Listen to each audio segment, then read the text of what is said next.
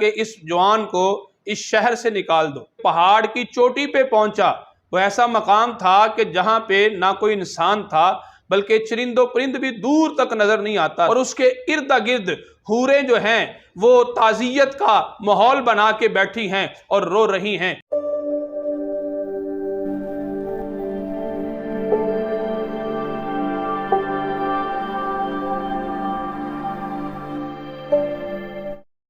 اللہ الرحمن الرحیم۔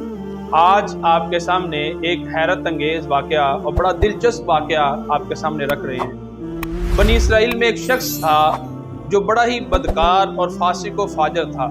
اس کی بدکاریوں کی وجہ سے شہر کے سارے لوگ تنگ تھے، حتیٰ کہ ان لوگوں نے اللہ رب العزت کی بارگاہ میں دعا کی کہ یا اللہ ہمیں اس کی بدکاریوں سے محفوظ فرما لے۔ تو اللہ رب العزت نے اپنے نبی حضرت موسیٰ علیہ السلام کو وحی کی کہ اے موسیٰ فلاں شہر میں جاؤ۔ حضرت موسیٰ علیہ السلام وہاں پہنچے اور رب نے حکم دیا کہ اس جوان کو اس شہر سے نکال دو۔ تو حضرت موسیٰ علیہ السلام نے اللہ رب العزت کے حکم کے مطابق اس جوان کو شہر سے نکال دیا۔ پھر رب نے حکم دیا اور وہ جا کے قریب بستی میں رہنے لگا۔ رب نے حکم دیا کہ موسیٰ اس کو اس بستی سے بھی نکال دو۔ اب اس کو اس بستی سے بھی نکال دیا گیا۔ وہ ایک پہاڑ کی چوٹی پہ پہنچا، وہ ایسا مقام تھا کہ جہاں پہ نہ کوئی انسان تھا بلکہ چرند و پرند بھی دور تک نظر نہیں آتا تھا، اور قرب و جوار کے اندر کہیں بھی کوئی سبزے کا پتہ بھی موجود نہیں تھا۔ وہ وہاں پہ ایک غار میں رہنے لگا، حتیٰ کہ اس غار میں جا کے وہ بیمار ہوا۔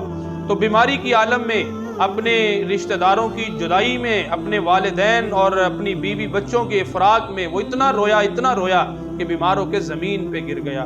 جب زمین پہ گرا تو رب کی بارگاہ میں عرض کرنے لگا کہ مولا کاش کہ میرا باپ موجود ہوتا جو میری غمخواری کرتا، میری نگہبانی کرتا، میری نگہداشت کرتا۔ کاش کہ میری ماں موجود ہوتی تو میری خدمت کرتی۔ کاش کہ میری بیوی ہوتی جو میری جدائی کے اندر روتی۔ میری بچے موجود ہوتے جو کہتے یا اللہ ہمارے فاسق و فاجر مسافر گناہگار باپ کو معاف کر دے۔ تو مولا کاش کہ سارے موجود ہوتے۔ جب اس نے اس انداز کے ساتھ رب کی بارگاہ میں یہ التجا کی تو رب تعالیٰ جل شانہ نے ایک فرشتے کو انسانی شکل کے اندر اس کے باپ کی شکل میں بھیجا، ایک جنت کی حور کو اس کی ماں کی شکل میں، ایک حور کو اس کی بیوی کی شکل میں بھیجا، اور غلمان جنت کو اس کے بچوں کی شکل میں اس کے پاس بھیجا۔ وہ آئے اور آ کر اس کی بے بسی اور بے کسی کی صورت میں اس کے ساتھ افسوس کرنے لگے۔ جب اس کے ساتھ افسوس کیا، وہ آ کے اس کے پاس بیٹھے۔ اس کے بیٹھنے کی وجہ سے وہ اس کے دل میں ذرا خوشی سی آئی۔ جب وہ خوش ہوا تو اسی خوشی کے موقع پر اس کا انتقال ہو گیا۔ جب اس کا انتقال ہوا تو اللہ رب العزت نے حضرت سیدنا موسیٰ علیہ السلام کو حکم دیا کہ اے موسیٰ جاؤ فلاں غار کے اندر ہمارا ایک دوست فوت ہو گیا ہے، جاؤ جا کے اس کے کفن دفن کا اہتمام کرو۔ جب حضرت موسیٰ علیہ السلام وہاں پہ پہنچے تو جا کے دیکھا کہ یہ تو وہی نوجوان ہے کہ جس کو حضرت موسیٰ علیہ السلام نے خود شہر سے نکالا، پھر بستی سے نکالا، اور اس کے ارد گرد حوریں جو ہیں وہ تعزیت کا ماحول بنا کے بیٹھی ہیں اور رو رہی ہیں۔ جب وہاں پہ یہ سارا منظر دیکھا تو حضرت موسیٰ علیہ السلام نے رب کی بارگاہ میں عرض کی مولا یہ تو وہی بندہ ہے جس کو تیرے حکم سے میں نے شہر سے نکالا، پھر بستی سے بھی نکال دیا، اس گاؤں سے بھی نکال دیا، آج تو نے اس پر اتنا مہربانی کیوں کی؟